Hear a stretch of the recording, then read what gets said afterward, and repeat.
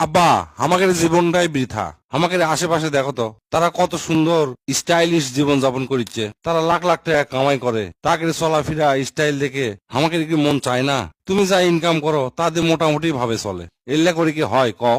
শোনো বেটা, তোমাকে একটা গল্প শোনাই। একটা ছবি তোলার স্টুডিওর বাইরে ছোট করে একটা সাইনবোর্ড টাঙানো আছে। সেটি লেখা আছে, 100 টাকার বিনিময়ে আপনি দেখতে জিঙ্কা ঠিক সিঙ্কায় ছবি তুলে দেওয়া হয়। 2 নম্বর শর্তত লেখা আছে, 200 টাকার বিনিময়ে আপনি আপনার চেহারা কল্পনাতে ভাবনায় যেরকম সুন্দর ভাবেন ঠিক সিঙ্কা করে তুলে দেওয়া হয়। 3 নম্বর শর্তে লেখা আছে, 300 টাকার বিনিময়ে আপনি আপনার চেহারা এই পুরা দুনিয়ার সামনে জিঙ্কা করে প্রেজেন্ট করবার চান ঠিক সিঙ্কা করে তুলে দেওয়া হয়। এই সাইনবোর্ড দেখে অনেকে আসতো, অনেকে ছবি তুলতো, খুব মজা পেত। ছবি তোলার সময় ক্যামেরার সামনে সুন্দর সুন্দর হাসি দিয়ে পোজ দিয়ে ছবি তুলিচ্ছিল।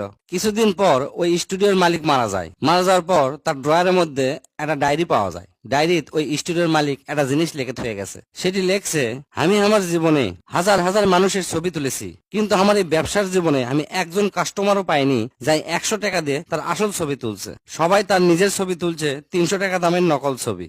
আমরা আমাদের সমাজত ঠিক একই দৃশ্য দেখবার পাই। লোক দেখানো হাসি, লোক দেখানো সম্পর্ক, এল্লা আমাদের দৈনন্দিন কাজ হয়ে দাঁড়াছে।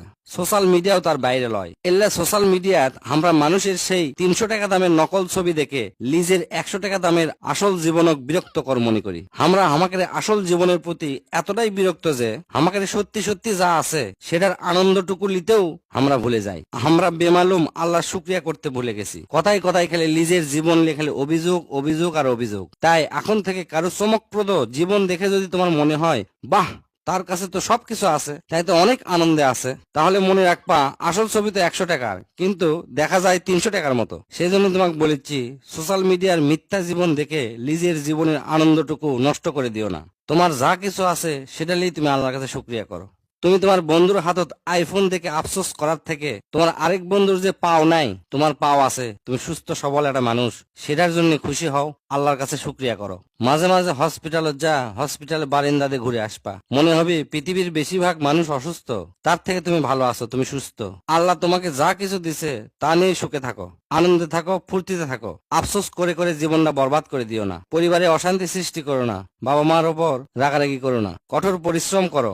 জীবনে উন্নতি করতে গেলে কঠোর পরিশ্রমের কোনো বিকল্প নাই। কারো 300 টাকা দামের ছবি দেখে আফসোস করো না, এতে তোমার উপকারের থেকে ক্ষতি হবে বেশি।